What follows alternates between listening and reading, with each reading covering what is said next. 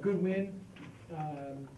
Got to give East Carolina a lot of credit, man. They played great that second half. They shot the daylights out of it. Usually our defense has been our staple, but we won the game today because of our offense. Only 6 turnovers, 3 in each half. Shot 54% from the field and 43 from 3. And we had 19 assists on 28 made field goals. So we won tonight via our offense. And guys, came through for us. I mean, there's no doubt that when the kid 13 got hurt and they moved number 2, Caleb White, to the 4 spot, it opened up some things and maybe started to open up the floor a little bit. And they hit some great threes. And the kid 0 is a really good shooter, man, and he gets his feet set. He's really, really good. And we had a couple times where we were just handing his face and he hit some great shots. I mean, he hit 6 threes last game versus Tulsa, 6 versus SMU, 5 versus us at 17 threes in the last 3 games. So, and this was a good team. They made a bunch of threes. They had a couple that were fortunate that rimmed out in the first half, but they also had about 3 or 4 banked in too. This year's team, I've never been on a team that's had more threes banked in against us this year than ever before. But good win. I thought Austin, 21-5 with 2 blocks.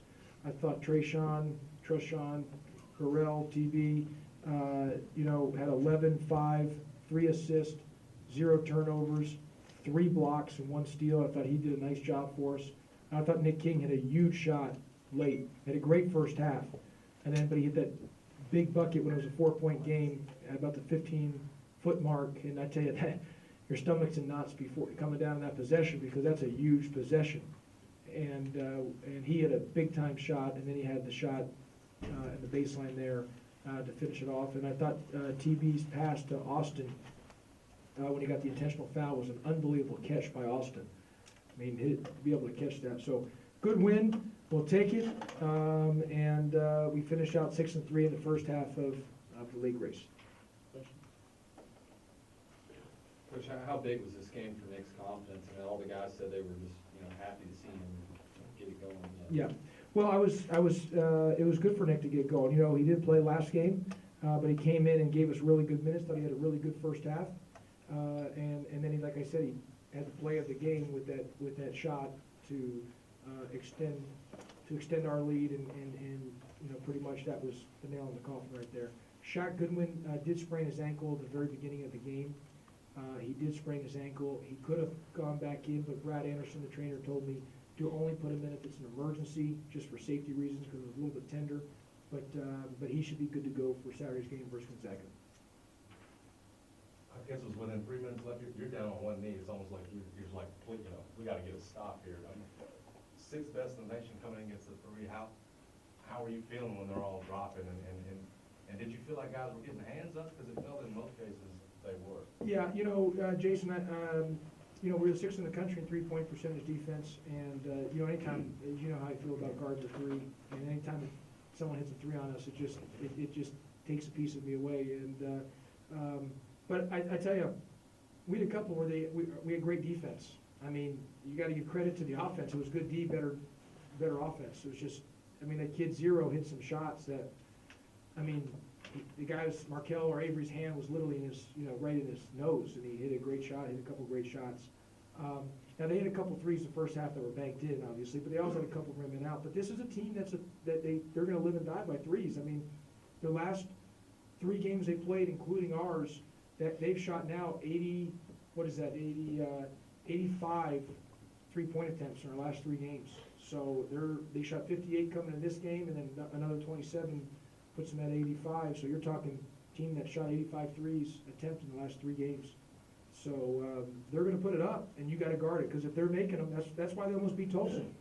They hit 12 threes, and tonight they almost beat us because they hit 13. You can hear you scream, shooter, shooter, shooter all the time, and they did make some shots that you had well defended. Yeah. But there were times where they kicked the ball inside where a guy who had no reason to even have the basketball in his hand, and you would cheat over and double. The only guy that happened to was Calvin Gottfried. And that happened when Calvin was guarding number 2. And that's what I'm saying. When 13 got injured and they moved 2 to the 4, that actually allowed them for that, because instead of playing a 2 traditional posts, they play with 4 perimeter guys. And that's where Calvin, who's not used to that, ended up helping off, which he should not have done, got sucked in, and then he kicked out for the three. Right, because there were a couple of times you wonder, why are you doubling this guy, he can't shoot But inside, that's- and then it was The over. main one was, it was that play, the one play where they hit the three was when Calvin Godfrey went to go double for no reason, and he kicked it out to number two for the Yeah, three. And gotcha. it wasn't even a skip, it was a passed out three with Oh, okay. late shot clock too. Coach, the play of Austin tonight, how big was that and what he was able to do? Yeah, I mean, Austin's play speaks for itself. I mean, he was extremely efficient, had another game of 2 blocks, but he was just so efficient offensively. We got to get him more on the glass in some areas, but I thought offensively he was just, once again, extremely, extremely efficient. Josh, as you said, you're 6-3. What exactly, I mean, you'd like to be 9-0, but you like the position of your team going into the second half? Yeah, I mean, look, I mean, we're still in striking distance of the league race. Now, do we have work to do? Absolutely. And we got to win a lot of games, and you got to get some help along the way. But 6-3 beats 5-4 any day of the week. And so we're not out of the league race. We're still right there. We're obviously going to have to do a lot of work to make up ground. But that being said, Mike, we are getting better. We've won 10 of our last 13. We are improving, and that's what we just want to see with this group is continue to get better, continue to improve, and I just believe the results will fall in the place they need to fall to, and that's the thing, is we just got to keep showing signs of improvement, and I think we're getting better. I mean, I thought tonight I was really happy, 6 turnovers, and that's why we won the game tonight, is because we only had 6 turnovers. I mean, if you allow them to shoot those threes and we had 17 turnovers like we had the last 2 games, we're probably losing.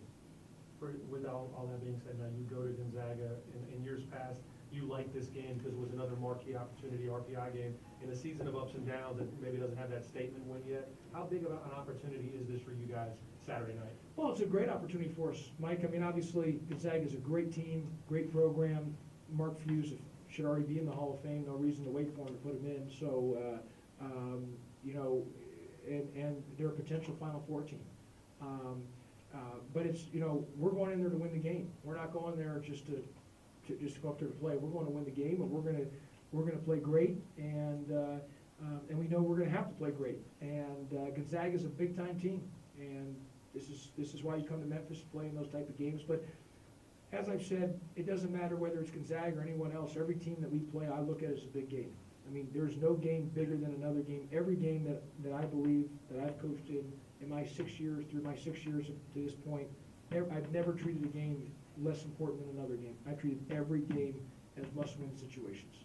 As your preparation begins for this game, what makes them so good? What makes them top 5 in the country right now? Well, I mean, they've got guys that can shoot the ball. I think they've also got inside guys that are really good, and they've got really good athleticism as well too. There's no way we're going to be. We got to keep whatever we did offensively tonight with our offensive numbers. We got to keep those numbers the same.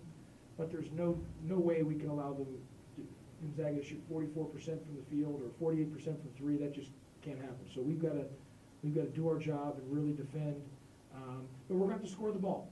I mean, in some of those losses we've had this year, we've had issues with scoring drought. So we're going to have to do our job on that. Josh, follow up on Nichols. The way he's playing now, it seems like there's a big difference from when he started the season. He's gotten that much better as the season's progressed in a few months. And it seems like maybe if you played Baylor today, I'm not saying you win that game, or you played Wichita State, I think you get a better Austin Nichols than you would at the beginning of the season. I think if we played any of those teams right now, again, you can't say you're going to beat them, but I think we're a different team today than we were when we're sitting at 3-4. Way different. And that includes Oklahoma State. We are a way different team today than we were when we were sitting at 3-4. But that's what I've said, Greg. I said it all summer, all preseason, that we needed, of any year, what the NBA does, 8 preseason games. We needed games because we were only going to be able to learn through games. And unfortunately, our games were counters right away, and you're just kind of learning your team. They're learning me, and you're trying to find the roles. And through that time, we had some, we took some lumps.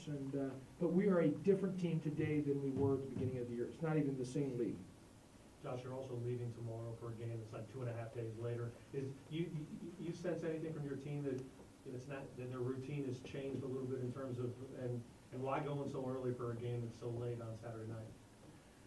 Well, no, there's no change in the routine, and it's just, that's the way the travel is set up, and to be able to get out there, so it's all part of it. I actually think being on the road sometimes, an extra day or two, it's good bonding for all of us to spend some time together and keep growing as a unit.